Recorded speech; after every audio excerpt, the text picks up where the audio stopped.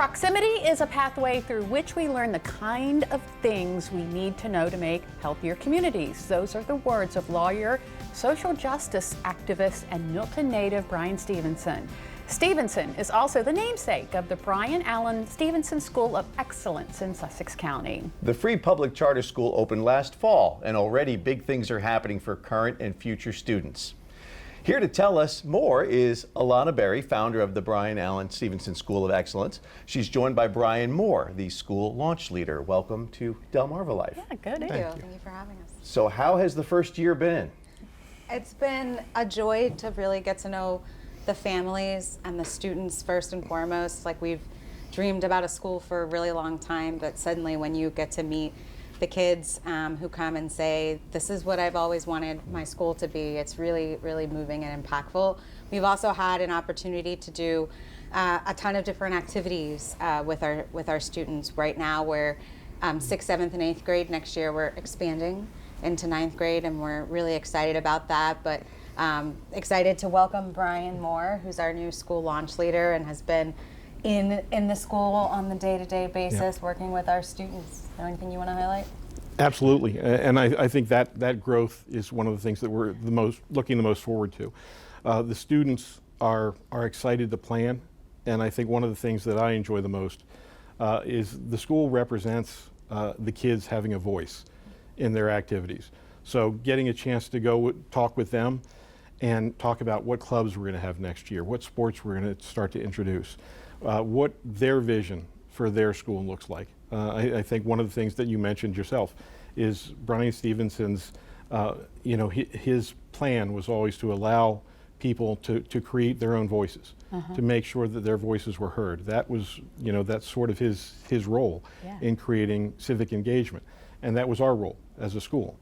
So when Alana had first talked to me about coming to the school and becoming the new leader, it was excitement because I love to hear. In 25 years in education, I love to work with kids to help them advocate for themselves as part of the system. Both I did it in a district and I did it at the Department of Education. So getting to work with kids to say, as we're framing this school, as it's growing now, it's still in its infancy, how do you use your voice to help us determine what does that look like? So what was it like? Because the students obviously in the first year coming from other schools, did you kind of have to crack them open a little bit to get them to talk to you about what they want to see in a school?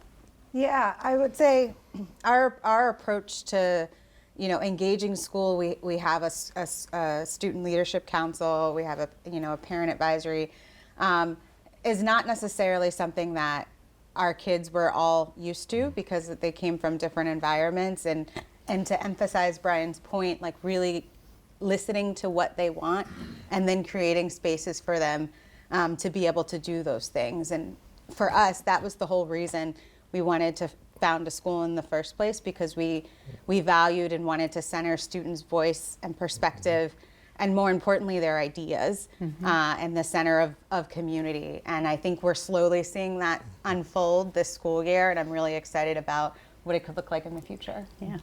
Are you enrolling for next year? Yes. Absolutely, and we want everybody to come see what we're doing and to come hear what we're doing.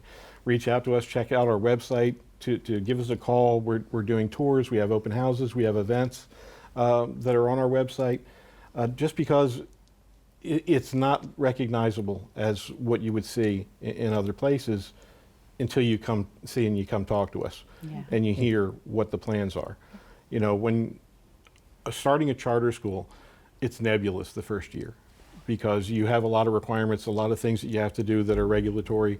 And as you're going through those bumps and as you're trying to figure out what's next, it's also the time that the kids are starting to feel for what's the space look like? What do I have space to do? Just the other day, we have a greenhouse that's behind our school that we haven't been able to utilize yet because we were still trying to figure out what does our curriculum look like that's going to design that. And the kids had actually gotten together with the parents and said, we'd love to clean that out. So the parents said, can we clean it out? Sure. And it took them a week to decide when are we going to do it. And in a week, we had our whole crew out there. We had, I think we had 20 people Yeah. come out on a Saturday, and we cleaned it out, and students will be planning next week.